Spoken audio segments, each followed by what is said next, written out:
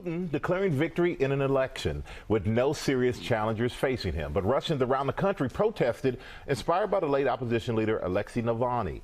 Foreign correspondent Tom Soufi-Burge has the story. Good morning, Tom. Good morning, Michael. Any moment now, Vladimir Putin is expected to celebrate at a rally in Moscow's Red Square.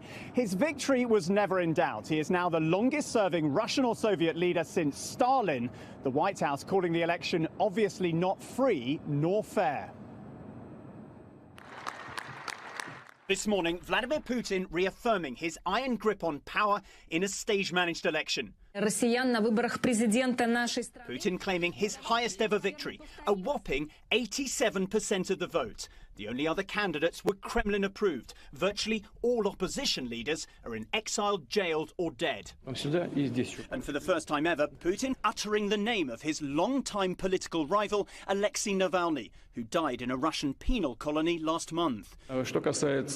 Putin claiming in his victory speech he agreed to release Navalny just days before he died.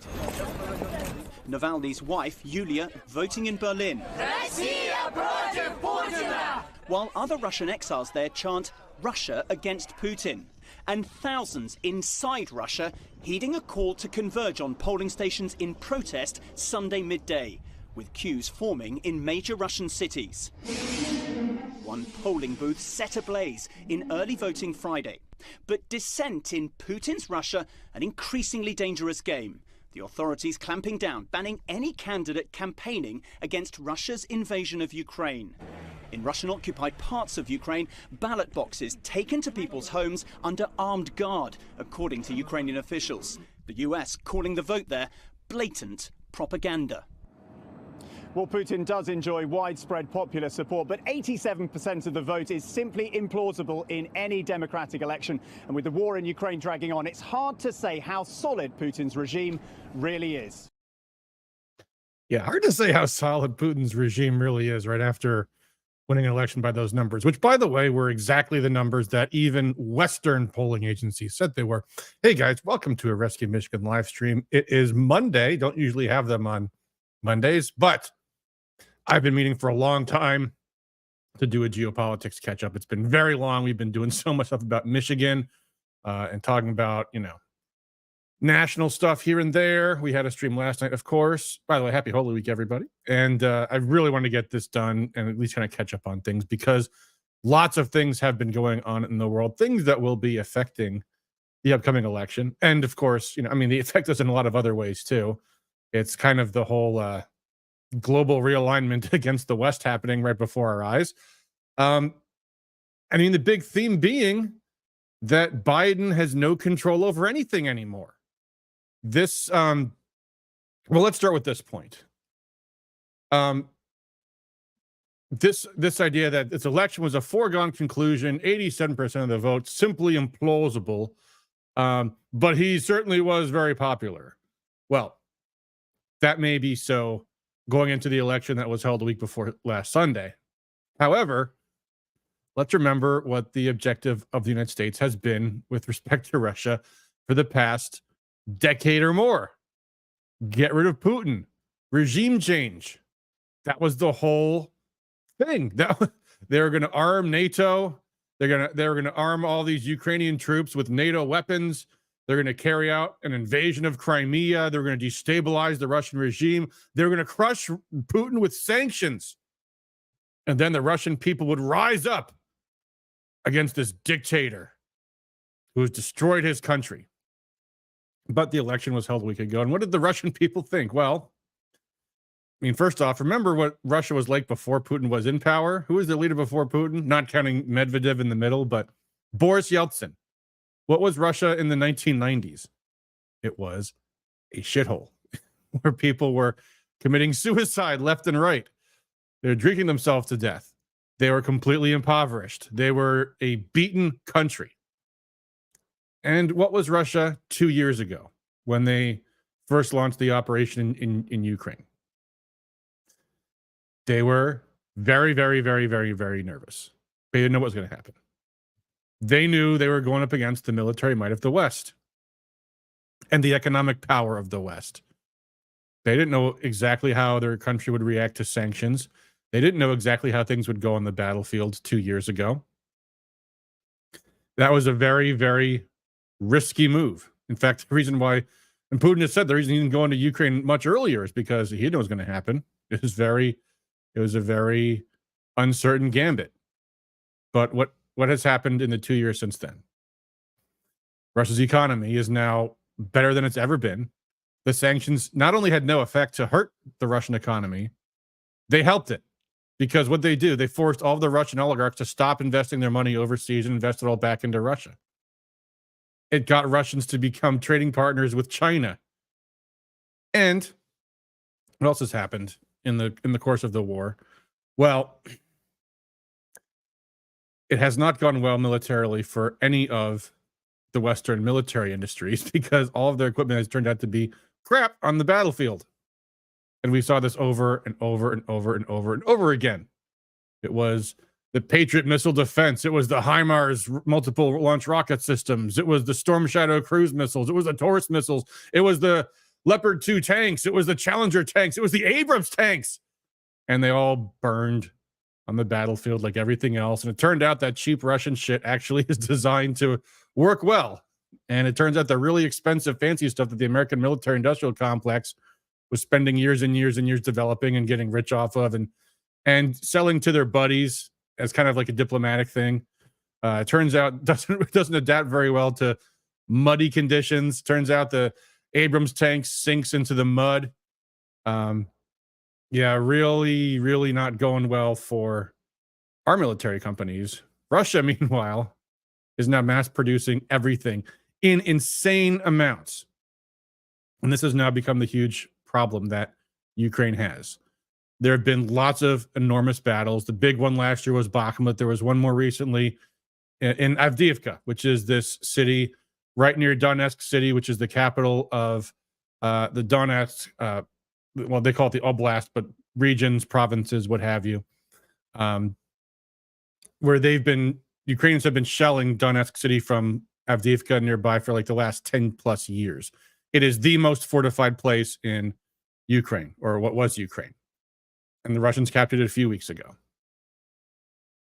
Now, that was a city that they've been building up and fortifying for the last 10 plus years. And Russia's gotten through that. And Russia's been recruiting and training and producing more and more men, more and more military equipment, more and more shells, more and more rockets, more and more drones. And they're able to do this because they have an industrial base. Meanwhile, we have sent all of the military stockpiles that we have, all the military stockpiles that France has, that Britain has, that Germany has, to the point where we're like begging Cyprus, you got any artillery shells left? South Korea, I think, gave us, well, lent us, never going to get repaid, I think 1 million artillery shells, where they've been going through, I mean, at the beginning, both sides were going through tens of thousands of artillery shells every single day. And the problem is the West is basically just deindustrialized. We don't have the ability. It doesn't matter if we've got money. We're going to send Ukraine military aid. Well, they're trying to get that money through. It's been months they've been unable to. But even if they give them the money, to do what? To buy what? From whom? We've given them all the spare equipment we've got. Our reserves are depleted, and we can't produce more. There've been all these stories about this stuff. Oh yeah, we'll just mass produce 10 times the number of shells we've been producing for the past decade. And who's going to make them? Where are the jobs, guys? China has taken all of the manufacturing jobs. Russia alone outproduces the entire West combined. And China produces way more than Russia. And China's the other country we want to go to war with. Oh, that'll go wonderful.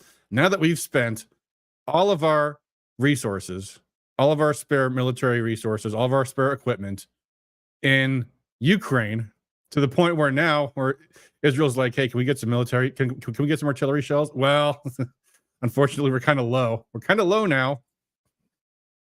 But don't worry. When we go to war with China, who have been themselves mass producing, totally expanding their military production, oh, that'll be great. Because a war with China over Taiwan, which means our whole country, you know, being cut off from Chinese manufacturing. Yeah, I can't imagine that being a positive for the American economy, the way the sanctions have been good for Russia. Anyway, let's go back to that clip for a second. So, not free, not fair, they said, but they also said there was these other three candidates. They weren't opposition candidates. They were just candidates from opposing political parties. So, but not opposition, you know, just the communist guy over here, you know, the liberal Democrat guy over there. But they're you know, they're totally Kremlin approved parties, so it doesn't count. Well, but if the election was a referendum on Putin, wouldn't they just still vote for one of the other guys? they chose not to. Why would they choose not to? Because they like the way things are going. And they probably suspect that it wouldn't go so well with anybody else because, you know, who was the guy before Putin? Yeltsin. How'd it go with Yeltsin? Oh, he sold us out to the West. Maybe Putin has earned their trust that he's not going to do that. Just saying. Maybe that's what the results were. Of course, the other big part of that story was the death of Alexei Navalny, the Russian opposition leader who was jailed. Who, if you'll recall, Tucker Carlson interviewed Putin not too long ago, and he begged him to release Navalny, and Putin goes, "Yeah, you know, our intelligence agency have been working on that. We've been negotiating that," and they mentioned that in that clip. Putin said he'd agreed to release Navalny. Agreed with whom? The CIA, because he was one of their guys. So why would Russia kill a prisoner they wanted to trade for someone they wanted back? Why would you throw away your trade? What purpose would that serve? But whatever. I mean, this is the way the West operates. You know, our elections broke as shit. Totally on the up and up, guys. Anyone who questions the legitimacy of an American election, that's an insurrection. That's an insurrection. Anyone that raises a lawful dispute against the results of the election, treason. But Russia, you know, gets 80% of the vote, as the polls showed he would. Completely unfair. Obviously a fake election. Obviously they're a dictatorship. Now, of course, that was a week ago. I originally wanted to talk about this stuff a full week ago, and some kind of major things have happened in the last few days in Russia. I shouldn't even smile as I say that a terrible thing happened in Russia, which is this terror attack. Which, don't worry, it wasn't Ukraine. We know because the CIA and Western intelligence agencies have assured us that within hours of the event happening. But, I mean, I'm sure that these 4 people that they arrested were clearly, you know, I mean, they were clearly involved in doing the deed. Were they the only 4, though? That's an interesting question.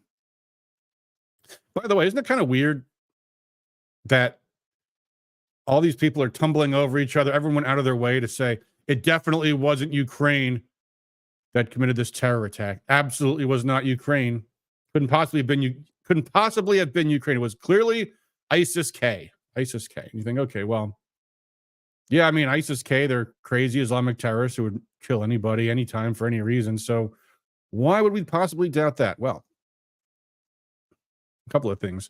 One thing that's weird is it's come out that these ISIS-K terrorists were paid. And usually that's not quite ISIS's MO or any of the other Islamic fundamentalist jihadist terror groups' MO. You know, usually it's martyrdom. It's you commit suicide. You go to heaven. Heaven's your reward. Your 72 virgins are your reward, not $500 American dollars. That's not really quite the reward you usually get. Some people have pointed out some other things which seem a little incongruent, which I don't know about. Here's a photo that someone posted, and some people had some questions about this. Let me pull this up here. This is a photo of these 4 terrorists that got caught, and some people are saying, well, you know, it's weird because they're raising their left hands in this photo, which is not what the Islamists would do. They would use their right hand. that is that the left hand is the dirty hand, and it's definitely not a mirrored photo because the Arabic in the backdrop is not mirrored. I don't know, guys. Maybe that's true. Maybe it's not. I think that's a small thing. It doesn't prove anything. But what is weird also is that when the Russians caught them, they were going towards Ukraine's border. In fact, Putin actually said kind of flat out, he said they had a window to get across the Ukrainian border. So that's a little different from the average Al-Qaeda, ISIS suicide bomber, terrorist bomber, where they cause as much death and destruction as possible and martyr themselves in the process. In this case, they were taking money and fleeing to Ukraine. That's a little odd. Now, and some people might say, well, but this is so barbaric. This is ISIS's MO.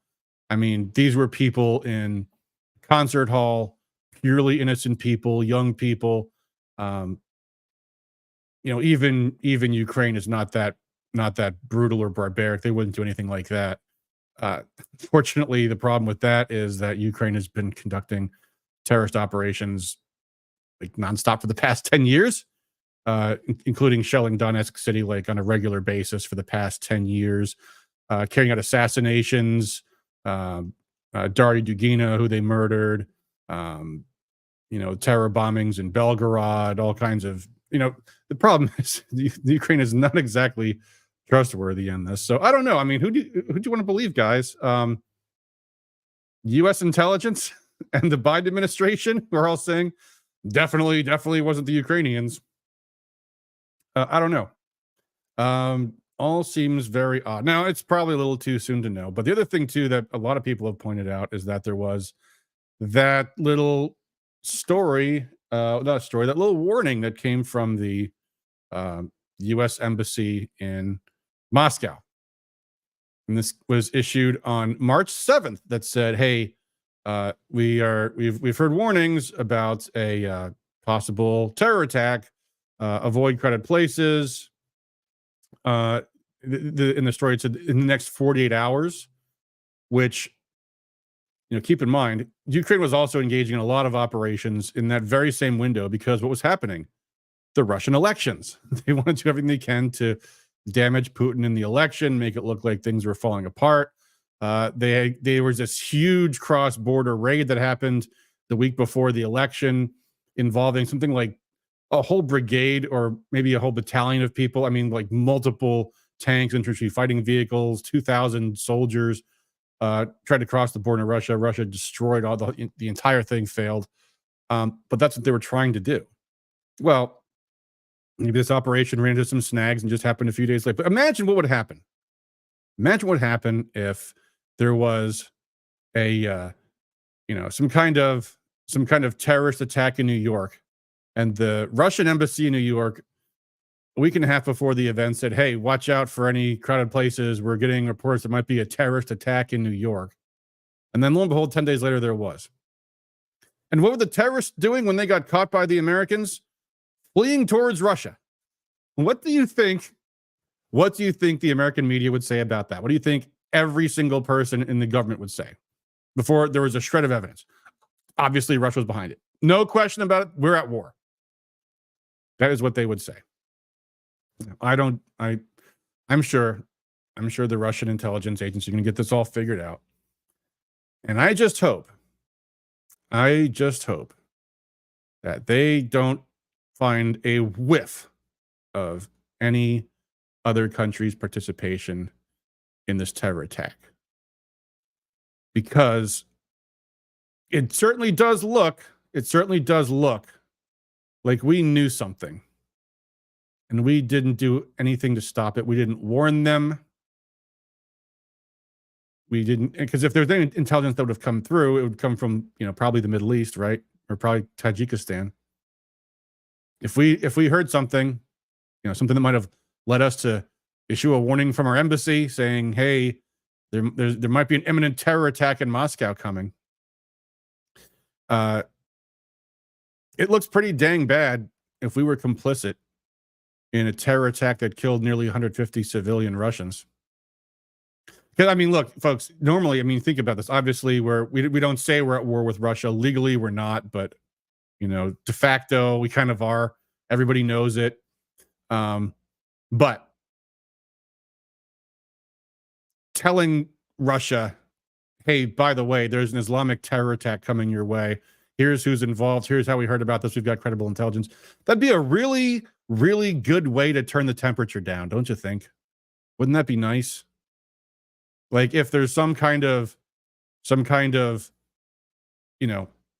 off ramp to all this madness and death that just caused, hundreds of thousands of people to die in Ukraine and Russians too. Wouldn't it be great to turn that temperature down? But we didn't do that. But if Russia gets the impression, folks, that we were responsible in any way for this, that could be very, very, very, very, very bad for us. Look at the battlefield right now. And I know what the mass media has said. They've been saying it for 2 years. Russia's about to run out of weapons. Well, the other day, the defense minister toured this factory where they're now manufacturing 3,000 kilogram glide bombs, which you ever heard of our biggest bomb, not counting nuclear bombs, the mother of all bombs, MOAB, actually stands for Massive Ordnance Air Blast. We dropped a few of them in Afghanistan. That was a 9,000 kilogram bomb. Now, if you got 9,000 kilograms of ordnance, it might be just as powerful and even more effective to use it in 3,000 kilogram bombs, or even 500 kilogram bombs for all I know. But now they're manufacturing them in these giant sized quantities and they're mass producing them while we are trying to scrape together artillery shells because Ukrainians are experiencing such desperate shell hunger that Biden, a year ago it must have been, said, hey, we have no more shells. We're going to start giving you cluster bombs. That's the best we can do right now. So we have all of these crises going on. Militarily, this is looking horrible. Russia is continuing to say more and more about what they're going to do. Now, remember, in April of 2022, they offered Ukraine a peace deal that just said you can keep all of your territory, except Crimea, but you can keep all of the Donbass. Just don't join NATO. Just stay neutral. That's all you need to do. And Ukraine almost signed it until Boris Johnson flew in and said, don't you dare. We've got your back. And the peace deal that was negotiated in, I want to say, Istanbul, got shelved and the war began. Now 4 territories have been taken: Donetsk, Lugansk, Zaporozhye, and Kherson. They haven't all been physically taken yet, but Russia's very clear they're going to take all of those territories. They have also now consistently said they cannot live with the regime in Kiev. They're now talking regime change. They refer to it as the neo-Nazi regime in Kiev, which, one of the big stories that we didn't have time to cover when it happened was the removal of this guy, Zaluzhny, who was the top military general, the commander-in-chief of the Ukrainian armed forces. This guy's got like multiple busts in his office of Stepan Bandera, a Hitler Confederate who slaughtered tens of thousands of people in Ukraine, Poles, Jews, Russians. And this guy's got portraits of him, busts of him in his office. I used to have a picture of it handy, and because I meant to do a stream on this a while ago. I might be able to find it yet. Of just before he resigned, actually. It was during this weird period when Zelensky had said, we are going to, I've asked for Zaluzhny's resignation, and Zaluzhny was like, I refuse to resign. And this went on for weeks. It was very bizarre. At one point, Victoria Nuland actually flew out to Ukraine and appeared to lay down the law and say that and say that we need to side with. Okay, I found it here. Let me bring this up on the screen. Hold on. This is the photo. Hold on. That's Zelensky on the left, with the leader of the right sector, a Nazi regime, a Nazi group in Ukraine, one of many. There he is, Andrei Stempitsky. You can see the portrait of Stepan Bandera, the Holocaust collaborator in the background there. There you've got the Nazi flag of Ukraine, where they replaced the blue and yellow with the red and the black. There's been a machine translation of what the Ukrainian would have said on the flag. And you got the skull and crossbones there. You got the nice iron cross there, receiving this little honor from this Nazi in Ukraine. Lots of Nazis in Ukraine. Whole brigades of them. The Azov Brigade. The right sector. The Kraken unit. All of these. Yeah. Anyway, so. Zelensky was given the boot a few weeks ago. They brought in this other guy. Strange decision. Originally, they were talking about bringing in this guy, Kirilo Budanov, who was the guy that carried out a lot of these assassinations I was talking about earlier, chief of the intelligence division. And Budanov, another weird fella, loves assassinations. They did some weird puff interview with him in, I want to say, The Economist, where he's like, he's photographed in a dark office. He's like, I like the dark. But they passed over him for this other guy, General Kursky, who the Russians call General 200, because that's the code for killed in action. He was known for, in Bakhmut, just throwing more and more of these soldiers into the meat grinder. The Ukrainians don't like him because he was born Russian. He's got family in Russia. People thought that was very weird. Why would you sag Zelensky? He was very popular in Ukraine, very popular Nazi commander in Ukraine. And the reason people thought was because Zelensky was popular. We want someone we can throw under the bus. This gets worse and worse and worse.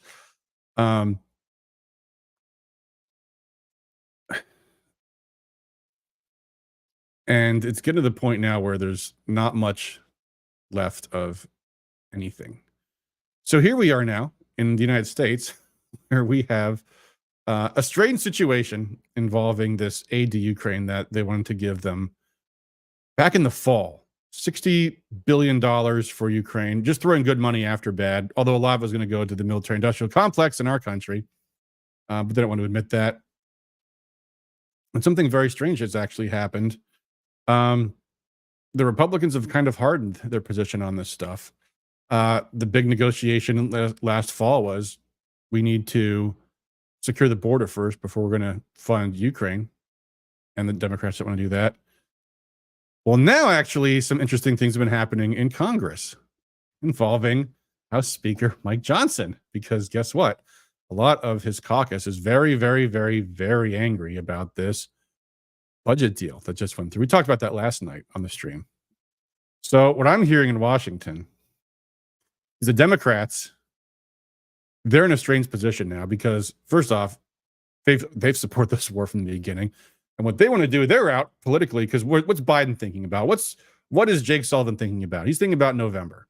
Well, gee. Are they going to be able to, just kind of keep things in stasis until November 5th? Doesn't look that way, guys. It looks like as soon as the soil hardens, this is the muddy season in Ukraine. It looks like in another month or so, when the soil hardens, Russia's going everywhere. They are going on a rampage. They are going to Kiev. They're going to liberate all of the other parts of the four territories. They will almost certainly take all of the territories they say are ethnically Russian. Okay, so that's Odessa. You take Odessa, now Ukraine is landlocked. Dnipropetrovsk, that's another one. Sumy is another one. Kharkov, the second biggest city in Ukraine. That's where they're going to be going. So, might be tough to get the voters in America to forget about all that. So, here's what we're hearing the Democrats have proposed. This is great. Marjorie Taylor Greene wants to vacate the speakership. And the Democrats now have two choices. Choice A is what they do with Kevin McCarthy. which is vote to vacate. And then it only takes a handful of Republicans to get it done. That's option A. Or, and here's what they say, they're going to hold Johnson's feet to the fire for the Ukraine aid. So, the Republicans move to vacate, Democrats won't help unless he votes to fund the Ukraine war. So, that's the trap that the Democrats have. Although, I mean, to me, it doesn't sound quite like a trap. Okay, vote to vacate Johnson and vote no, and don't get the war funding. But we'll see. So that's where that's all shaping up to go. Is there's the money's not going to make the difference. I mean, that's the bigger crisis, that we don't have the manufacturing for a war anymore, and we just spent all of our weapons. So the whole world is now realizing we're a paper tiger because we don't have any industrial capacity. Who wants to buy our military weapons now when you can buy much cheaper stuff from China? Look what's happened across Europe. The European leaders are hugely unpopular. In Germany, the AfD, the Alliance for Democracy, it's called there, is surging in popularity so much that Germany's trying to ban that party altogether. In Poland, they overthrew the conservative government because they were pro-Ukraine. Good job, conservatives. Now the pro-Ukrainian Democrats are in charge. Not the Democrats, literally, but the Polish equivalent to that. In Britain, they just had a by-election in which George Galloway is a way lefty guy, but very principled. I could go on for a long time talking about George Galloway's story, but let's just play this. This is the funniest clip I've seen in weeks and weeks. This is George Galloway talking to a news reporter after he won his election. Here we go. Watch this. More votes than Labour and the Conservatives and the Liberal Democrats and the Reform Party put together, which adds up to a pretty crushing rejection of the two-party system. So I understand why he's alarmed. I want you to address some of the specifics that the Prime Minister said about you this evening. He said that you backed Hezbollah. Notice, by the way, notice what this is about. The little chyron at the bottom says, Rishi Sunak just gave this crazy speech saying the Galloway victory is beyond alarming. It's a national security threat that the voters chose George Galloway. And Galloway ran as a third-party candidate. The voters despise the Conservatives now, the Tories, and they're not too keen on the Liberal Democrats, but they're getting the benefit of them hating the Conservatives even more because they have the Prime Minister. They were elected on the promise of honoring Brexit, which they lied about. So anyway, let's this is so good. Here we go. Is that true? I don't know what that means, backed Hezbollah. I oppose Israel's occupation of Lebanon, and I respect the right of people in occupied territory to resist their occupier. And I've done so since Hezbollah was formed and Israel occupied much of Lebanon, right up to the Litani River, regularly bombing Beirut and so on. So I'm not sure what business that is of his, because you see, Hezbollah are a terrorist organization. Actually, they're part of the government of Lebanon, a country with which we have sovereign diplomatic relations. I had this debate with Sky's Anna Botting in 2006. It's quite an epic clip. You should watch it. More than 100 million people have. They said all these things about me in the by-election. And in the by-election, it was them that got crushed in the democratic process. So I'm not sure why he would reheat it now. The Prime Minister is saying that you are... This is God. We're talking about little Rishi Sunak in the fag end of his prime ministership. Don't talk to me as if he's come down from the mount with tablets of stone. The things that he says are somehow meant to awe me. They may awe you, they don't awe me. A lot of people have just watched what the Prime Minister said. This is your opportunity to respond to what he said. Well, he says that there are forces here at home trying to tear us apart. He is implying you are a divisive figure. You have run an election campaign that has tried to appeal, particularly, not entirely, to one section of the community. Who won the election? Me or Rishi Sunak? I've got the Democratic mandate here, not Rishi Sunak. He didn't even come second. He was lucky to come third. So don't put to me statements made by Rishi Sunak as if I'm supposed to be impressed by them. He don't impress me much. We at Sky have spent some time today on the streets of Rochdale, and there are people who say that they feel intimidated by people like you and the people that have supported you. I have just and they have pointed out that you have concentrated your campaign on foreign affairs, and they worry that I like the Rochdale crowd joining will around not this, I watching am this. elected. That's my answer to you. I was just elected with a thumping majority by the electorate in Rochdale. That's all that matters to me. So why are there people on the streets of Rochdale today worried? Well, people voted yesterday, and they voted for me. Why is that difficult for you to grasp? Why are there people on the streets worried?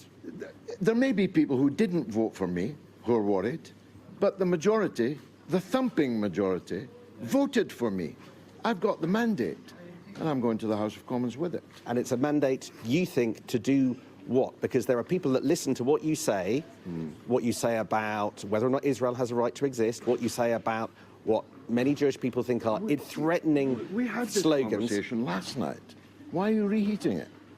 Because in the light of the Prime Minister's Don't keep statement. telling me about the Prime Minister as if he was Moses. Do you not respect the Prime Minister? Do I respect the Prime Minister? I despise the Prime Minister. And guess what? Guess what? Millions and millions and millions of people in this country despise the Prime Minister. I don't respect the Prime Minister at all. What are you planning to do next week when you arrive in Parliament? Well, I'm meeting the Speaker on Monday morning, and then I'll be introduced and sworn in. I'll be escorted by the Right Honourable David Davis MP, former Deputy Leader of the Conservative Party. I don't know why he would do that if he thought I was the kind of man you're clearly implying that I am. David Davis is one of the great parliamentarians of today and this age. And I'll be taking my seat in the House of Commons and speaking for the people of Rochdale. That's what I was elected to do. And what is your message also to Keir Starmer?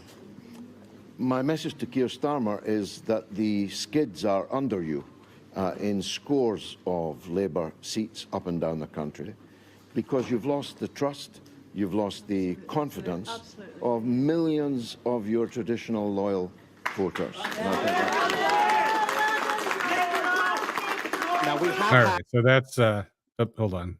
Okay, so I got the card of the clip there. That was an absolute thumping by George Galloway of this news reporter, and that's the sentiment. Everyone in all these countries is just fed up with their governments. Olaf Scholz, extremely unpopular in Germany. All these people the politicians that have put Ukraine above their own country's interests are in the absolute shithouse. By the way, left of center Michigan, Putin in his Tucker interview defended Hitler's invasion of Poland. Really? That's weird. I watched that interview. He didn't do that. That'd be kind of insane for him to do that. Left of center. You must not know much about Russia, buddy, because 27 million Russians died fighting Hitler, and they remember that a lot more keenly than we do. They don't just celebrate. They don't just remember World War II veterans one day a year. They remember it all year round. Their Victory Day celebrations is like bigger than our Thanksgiving Day parades. They don't joke around with remembering the sacrifice Russia gave beating the Nazis. And if you think Putin defends Hitler and that the Russian people would put up with that, you're on drugs. But this is how lefties operate all the time. They throw out an assertion that's completely false, and then that's also concerning. No, what about this? Whatever. Anyway, this is what's coming home to roost for Biden in November. Unless, of course, the Republicans decide to say, no, we really support Ukraine, as Speaker Mike Johnson does. Towing the party line. Oh yeah, Putin's going to march all across Europe if we don't stop him now. We need to go to war with with Putin. And actually, the guy who's really been leading the calls for war in Europe right now is none other than Emmanuel Macron, the president of France, who very recently announced he was thinking about putting French troops on the ground in Ukraine. This is a guy who's very butthurt that they lost their control over Niger last year. This was, a colony effectively of France that overthrew their government. And now, after a long time of looking like the West was going to mount a counter coup in Niger, it never happened, and the government's kind of stabilized. They actually just reopened their border with Nigeria, which is one of the ECOWAS states. That's this kind of Western alliance of African countries. And they also revoked an accord allowing the U.S. military on their soil. So it looks like the government in Niger, not Nigeria, is kind of stabilizing. So France, very upset about that. And Russia's response was, if you put we've already killed a third of your mercenaries in Ukraine. We know who they are. If you put your troops on the ground, we will kill them. We will make a priority of killing them all. That's what Russia's answer to that was. Let's think about how serious this is, guys. Russia keeps saying over and over again, hey, we're a nuclear fucking power, and we've got better delivery systems than you do. We have hypersonic missiles. You don't. We have better air defense missiles than you do, and a lot more of them. We are not jacking around. And you've got people like Macron, and you've got various Western poodle states like Estonia and Latvia trying to get NATO into a war with Russia over Ukraine. And what's going to happen how's that going to go? Russia just says, if you put your troops on the ground, we're going to kill them. And what happens after that? France goes to war with Russia. NATO goes to war with Russia. That is a nuclear confrontation in a heartbeat. It's not going to be like a gradual escalation. This is something we can manage. Like in the Cold War, we got this. Presidents on both sides, Democrats and Republicans, understood that in nuclear war, human civilization is destroyed, extinct. We all lose. Now it's just like these people who have unbelievable hubris have completely forgotten what the stakes are. And over Ukraine, they are willing to risk nuclear annihilation, and Russia's made very, very clear, guys. They're like, listen, we're not going to sit around and wait for you guys to take the first step. That's what happened with right within into Ukraine. They're like, we're not going to let you continue to arm Ukrainians with your NATO weapons so you can storm into Crimea and kill a bunch of Russians. We're going to preemptively go after you. Well, what's going to be a nuclear preemption? It's going to be one instant, bam. New York, Washington, London, Paris, gone. Nuclear winter.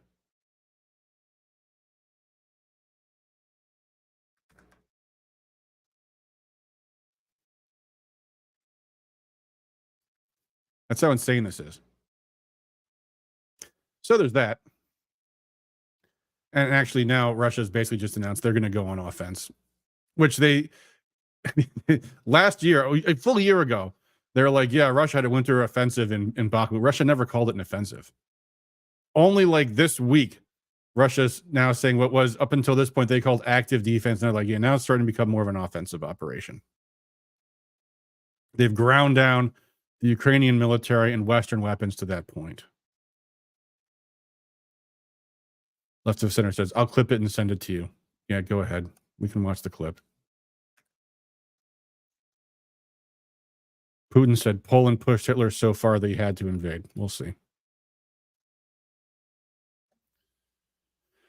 Anyway, so that's Russia.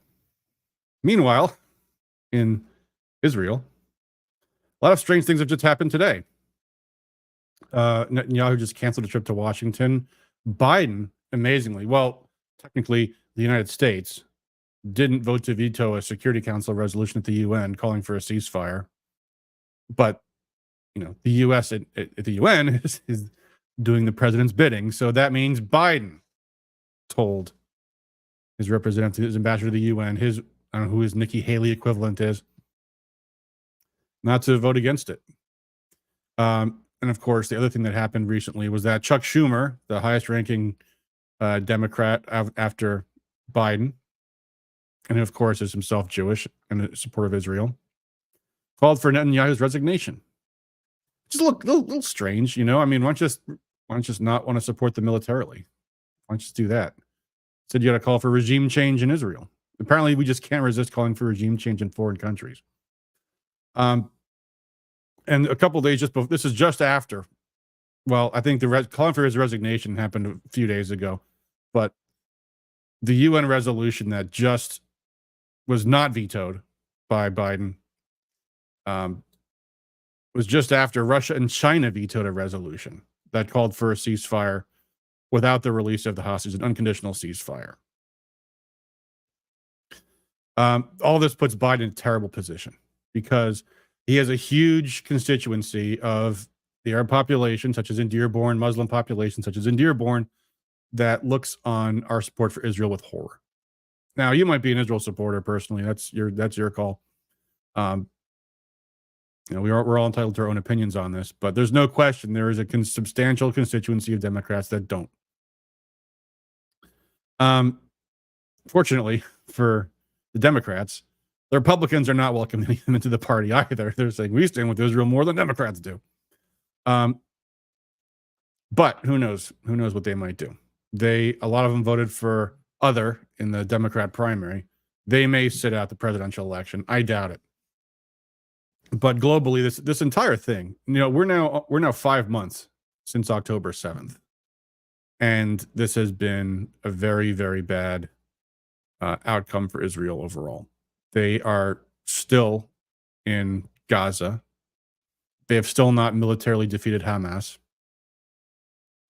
But they have been enforcing a blockade that is now causing the starvation deaths of what may be almost the entire population of Gaza. And of course, they've basically bombed the entire thing into nothingness, other than like a very small piece of it. But over a month ago, they said half of all the buildings in Gaza were destroyed. No war has ever looked like what it looked like in Gaza, folks. Within the first month, there was more civilian casualties in Gaza than there were in all the military conflicts in the 21st century combined. Meaning more civilians killed in the first month of that conflict than in the past 2 years in the conflict of Russia versus Ukraine, which has had hundreds of thousands of military casualties. It's the only conflict I'm aware of where there have been vastly more civilian casualties than military casualties. Then there was this bizarre proposal from Biden at the State of the Union address. We're going to build a port in Gaza, or on the, off the coast of Gaza, to bring our military aid, to bring our food aid in, our humanitarian aid, food, water, which seems strange. You would think, since we give Israel billions of dollars, we just voted to give them billions more. That was in the budget too, by the way, the other day, that we might just be able to tell them, hey, let the food go in. You can't just, starve people as a tactic. Israel says we can and we will. It all goes, and this also goes to what's going on with Ukraine. There's been a few spats with, there was one just recently where they said, we don't like that Ukraine is targeting the oil infrastructure in Russia because that might affect oil prices. And Ukraine's like, well, sorry, we're going to do what we're going to do. I mean, the through line in all of this is that nobody's listening to us anymore. Not certainly not our enemies, not our allies either. Everyone's like, buzz off, Biden. That's what Netanyahu's message is. That's what the Ukrainians' message is, except give us money too. They both say that. The Houthis. Remember, Joe Biden launched missile strikes against the Houthis to send them a message. It had no effect at all, except to encourage them. The Red Sea is closed. Except to China and Russia. They let them through. Just closed to us. Speaking of China, They're just watching the entire West fall on our faces.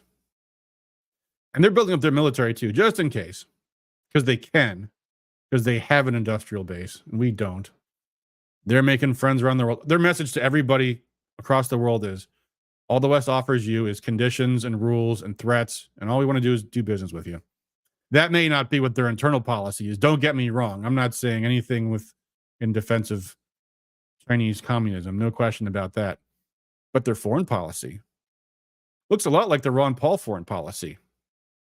Neutrality, trade, and no conditions. Peace, commerce, and honest friendship. That sounds like the Ron Paul libertarian foreign policy to me. And it's working for them. They're making diplomatic offenses everywhere. They've expanded BRICS, which is, before they added in all these other countries, already was bigger than G7. Brazil, India, China, Russia, South Africa. Add to that Egypt, Ethiopia, the UAE, Saudi Arabia. And many more countries want to join too. Another thing about BRICS also, besides being this huge economic bloc, it's also keeping India and China in balance. These are two big countries that historically did not get along well, but now they are. So where is this all going?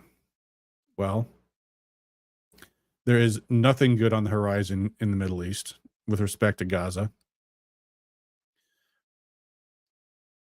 The world, by far, more and more and more, are turning away from us on our Middle East policy. We are almost to the point where we cannot stop the Russians from taking whatever they will in Ukraine. And there's nothing we can do about it except nuclear extinction. And with the exit of Victoria Nuland at the State Department, the China hawks are now on the rise, and that's the new bipartisan consensus. Let's start a trade war with China. Let's ban TikTok. Let's tell this Chinese company, either sell your company or we're going to ban it in our country, which will just piss off, only 115 million American users. Wonder who's holding the cards in that transaction. That's a great play, don't you think? Option A is wage economic war with China. Wonder what they... I don't worry. The Chinese have nothing they can do in retaliation. Or option B is piss off 115 million American voters. Okay, well, maybe a lot of TikTokers are not voters. I don't know. Just saying. But that bill that sailed through the House, people are starting to realize there actually might be some free speech problems because there are a lot of Americans that use TikTok for speech. And actually, it's not TikTok that they're banning. It's if you look at the actual bill, the companies that would be punished are the app stores. It's Google and Apple that would be punished. Not China. Just saying. So where does that take us towards November? Well, Biden will have he will have come into the presidency with no problems in the Middle East. The Abraham Accords, the world ready to forget about Palestinians. Now the situation's completely blown up. And there may have been a completed genocide of the Palestinian population by November. They may have all died of starvation by then. And for any Israel supporters, I got to tell you guys flat out, what do you think the Israelis were doing when they said, we're going to blockade all the food and water and fuel? And it's going to go on for a long time. They said this they said this last October. We are going to take away the food, the water, and the fuel from the entire population of Gaza. That's like textbook collective punishment. And now they're all starving to death. That's the way this is shaping up. We will be completely militarily defeated in Ukraine. And just possibly, Biden will have gotten us into a war with China by then. So assuming we all aren't dead by November, it should be a pretty easy case to make against the Biden administration having completely fucked up everything around the entire world for America. Except the one problem, which is that, best I can tell, most of the Republicans are on board with everything the Biden administration has done. They wanted to arm Ukraine against Russia. They wanted to take Israel's side 100% against the Palestinians, and they're full of China hawks. Snatching defeat from the jaws of victory. It's us for tonight. Thanks for all you guys do for liberty. Until next time. By the way, we're going to have a rescheduled stream because Sunday is Easter. Thanks for all you guys do for liberty. Until next time.